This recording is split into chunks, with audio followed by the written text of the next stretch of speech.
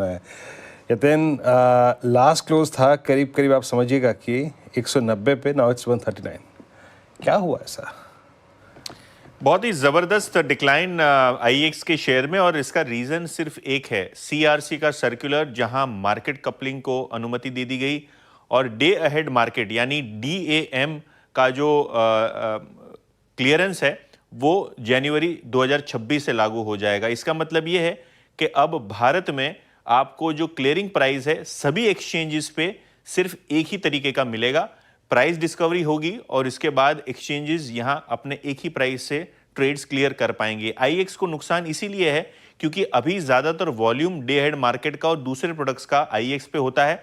क्योंकि single clearing price होगा तो आप कोई भी एक्सचेंज पे जाके सेम ही क्लियरिंग प्राइस पे बिना कोई इंपैक्ट वॉल्यूम के कर सकते हैं अपना ट्रेड, जिसके कारण जो दूसरे एक्सचेंजेस हैं उनको फायदा होता हुआ नजर पड़ सकता है।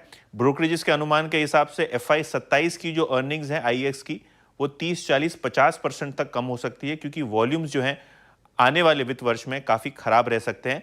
ओवरहैंग पहले से ही बना हुआ था स्टॉक में, उम्मीद ये थी कि शायद कपलिंग को डिले कर दे सरकार या सीआरसी, लेकिन इमीडिएट इंप्लीमेंटेशन के नोटिस के अनाउंसमेंट के बाद शेयर में अभी 26% का इंट्राडे डिक्लाइन आप देख रहे हैं। एफएनओ बैन में है और कैश में जबरदस्त वॉल्यूम के साथ शेयर की पिटाई हो रही है।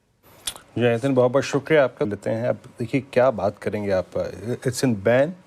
हाँ, अगर आपके पास होल्डिंग में है प्रशांत, ये ऐसे इंसिडेंट जब किसी स्टॉक के करियर में होते हैं ना तो उसकी ट्रेजेक्ट्री ही चेंज हो जाती है। हालांकि ऑलरेडी प्राइस डैमेज इतना हो चुका है कि मैं ट्रेजेक्ट्री चेंज की बात भी क्या करूं, बट इन दिस केस जो कि कंपनी के आई थिंक फाइनेंशियल्स को बहुत दूर तक, बहुत लंबे समय तक हिट करेगा, I think it's a different case all together. क्या लगता है, आई मीन वर्स्ट केस में क्या प्रोजेक्शन है आपके आईएक्स पर?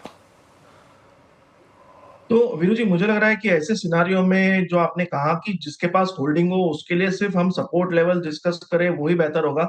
मेरे हिसाब से यहाँ सबसे जो मेक और ब्रेक लेवल है, अगर हम इस बॉक्स कंसोलिडेशन को एक higher time frame monthly chart पे भी देखें तो आपको नजर आएगा 120, 125 ये बहुत अहम सपोर्ट है।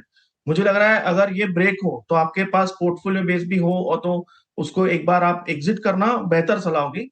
जब तक ये लेवल इंटैक्ट है आप अपनी पोजीशन को रख सकते हो, कोई पैनिक मेजर नजर नहीं आएगा। बट अगर ये लेवल्स ब्रेक हो, मेरे हिसाब से पैनिक सेलिंग बढ़ सकती है।